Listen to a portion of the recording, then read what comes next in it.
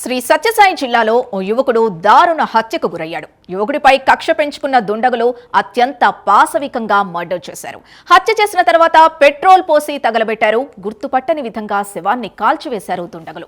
కళ్ళు దుకాణం సమీపంలో ఈ దారుణ హత్య జరగడంతో పలు అనుమానాలు వ్యక్తమవుతున్నాయి. ఈ హత్య ఎవరు చేశారు, ఎందుకు చేశారు అన్న దానిపై పోలీసులు ఆరా తీస్తున్నారు.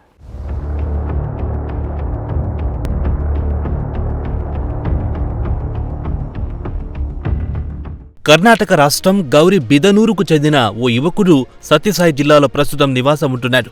హిందూపురం మండలం రాచపల్లిలో ఓ ఫంక్షన్ హాల్కు వెళ్లి తిరిగొస్తుండగా దారుణ హత్యకు గురయ్యాడు. కత్తులు, బీర్ బాటిల్స్తో పొడిచి చంపిన దుండగులు ఆ తర్వాత పెట్రోల్ పోసి నిప్పందించారు. గుర్తుపట్టని విధంగా శవాన్ని కాల్చివేశారు దుండగులు.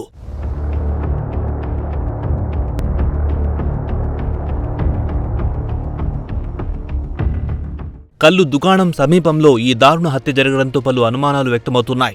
ఈ హత్య ఎవరు చేశారు, ఎందుకు చేశారు అన్న దానిపై పోలీసులు ఆరా తీస్తున్నారు. హిందూపురం డీఎస్పీ మహేష్ ఈ కేసు వివరాలను వెల్లడించారు. చనిపోయిన యువకుడి పేరు పవన్ అని తెలిపారు. హత్య కారణాలను దర్యాప్తు చేస్తున్నామని, త్వరలోనే కేసు ఛేదిస్తామని తెలిపారు. Hindupur rural police station limits లోని సంతబిగ్నూర్ అవుట్స్కట్స్ లో కల్లు దుకాణానికి దాదాపు ఒక 100 మీటర్ల దూరంలో ఒక అన్ఐడెంటిఫైడ్ డెడ్ బాడీ పడిందని మార్నింగ్ 6 o'clock కాల్ వచ్చిందండి.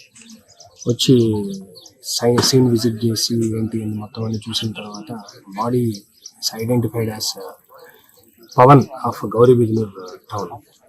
అతను నిన్న మార్నింగ్ ఏదో ఫంక్షన్కి వెళ్ళి, శ్రీమంతం ఫంక్షన్కి వెళ్ళి మళ్ళీ ఇంటికి రాకుండా ఫోన్ స్విచ్ ఆఫ్ చేసింది అని వాళ్ళ ఇంట్లో వాళ్ళు కూడా నాకు చెప్పడం జరిగింది.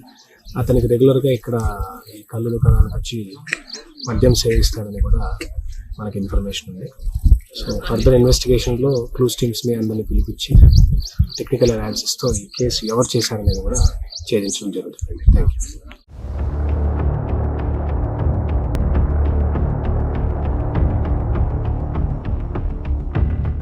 ఇటీవల కాలంలో జరుగుతున్న వరుస హత్యలు ప్రజలను భయభ్రాంతులకు గురి చేస్తున్నాయి. అత్యంత కిరాతకంగా, పాశవికంగా హత్యలు చేస్తున్నారు. కసి తీరా చంపుతూ కక్ష తీర్చుకుంటున్నారు. హత్య చేసిన తర్వాత పోలీసులకు దొరికిపోతామనే భయం ఏమాత్రం లేకుండా వ్యవహరిస్తున్నారు.